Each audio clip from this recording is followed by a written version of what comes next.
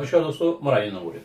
आज का अपना अगला विषय है प्रथम भाव के चंद्र का महत्व। प्रथम भाव में अगर चंद्र देवता हो तो क्या महत्व होता है उसमें। चंद्र देवता ये मन के कारक ग्रह है, माता का कारक ग्रह है, ज्यादा भावुक है और इसकी स्पीड बहुत है।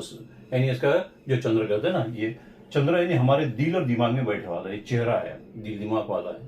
तो कैसा है, ये चेहरे में बैठने के कारण से ऐसे लोग बड़े सुंदर दिखने में होते हैं। सबसे पहली बात होती है, बड़े धार्मिक होते हैं, बड़े नाजुक दिल के होते हैं। एक ही बात पे ज्यादा से ज्यादा सोचना इनका स्वभाव रहता है। कैसा है, ज्यादा भी भावुक होना कभी कभी अच्छी बात नहीं होती। किसी पे डायरेक्ट विश्वास करना ये भी अच्छी बात नहीं होती है। ये लोग धार्मिक रहते हैं, अच्छे रहते हैं, विश्वास कर लेते हैं। हाँ, इनके जो बोलते हैं ना, ऊपर वाले का आशीर्वाद इन्हें ज्यादा मिल जाता है। ये संसार के लिए बहुत अच्छा, क्योंकि इनकी एक दृष्टि होती है, चंद्र की भी एक दृष्टि है, ख्याल करें। हाँ, एक ही दृष्टि है, सामने देखते हो, डायरेक्ट सामने सामने देखते हैं।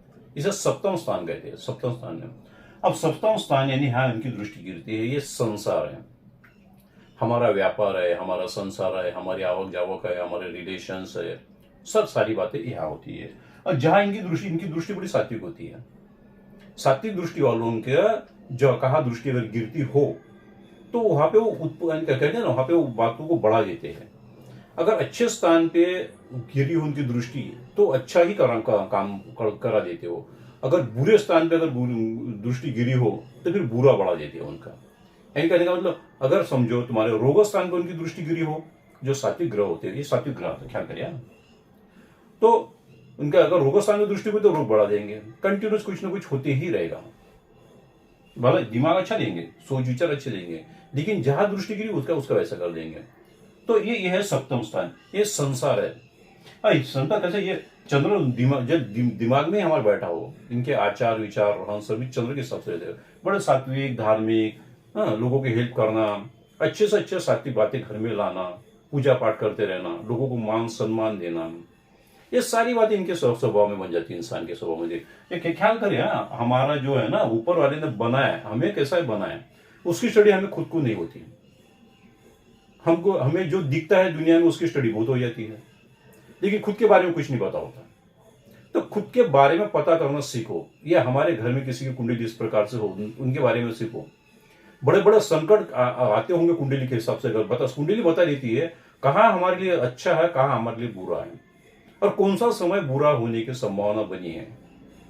ये भी कुंडली बता देती है। फिर अगर हमें पहले से ही स्टडी हो इस बात की तो हम उन बातों को कवर कर सकते हैं, उसका परसेंटेज हम कम कर सकते हैं, उसके उपाय करके ख्याल करें। क्योंकि कोई हमारी कुंडली में कोई ऐसे स्थान होते हैं जो हमें बहुत फायदा करते हैं। अगर उसी स्थान पे ग्रह बैठा हो तो जिस स्थान पे ग्रह बैठा हो उस स्थान को वो बलशाली बना देते हैं, वहां से पॉजिटिविटी देते हैं, वहां से फायदे कराते हैं। लेकिन अगर गलत स्थान पे बैठे हो फिर वहां से पूरा गलत ही गलत निकलना शुरू हो जाता है।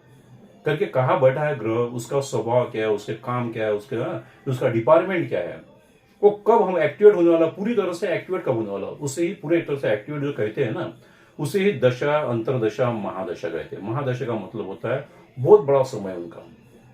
जैसे चंद्र की जो होता है ना, चंद्र की महादशा अगर हमारी जिंदगी में चालू है तो 10 साल की चंद्र की महादशा रहती है। फिर 10 साल उनका कार्य चलेगा।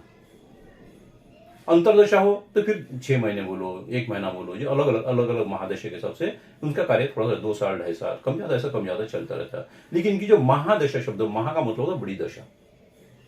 अब बड़ी दशा का मतलब होता है 10 साल के लिए इनका अगर समझो दशा चालू हो गई तो इनसे बड़े धार्मिकता, सात्विकता, बड़े पूजा पाठ करने वाले, सबको मिलजुल कर रहने वाले, ये दिल के बहुत कमजोर होते हैं।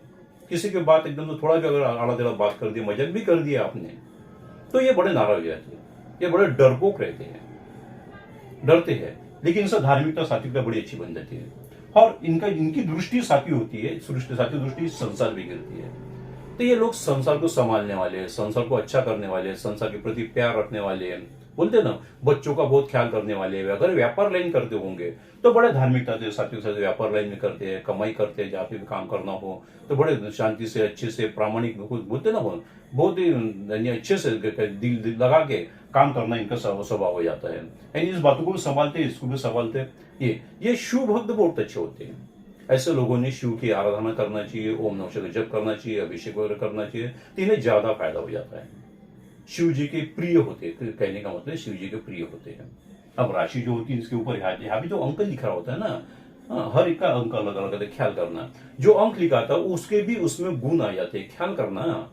फिर इंसान को बोलते हैं ना, पानी रे रंग कैसा है जिसमें मिला उस जैसा है, जो कहते हैं ना, तो वो ऐसा रहता है। जो ग्रह होता है जिस राशि में हो, राशि का भी स्वभाव उसमें मिल जाता है।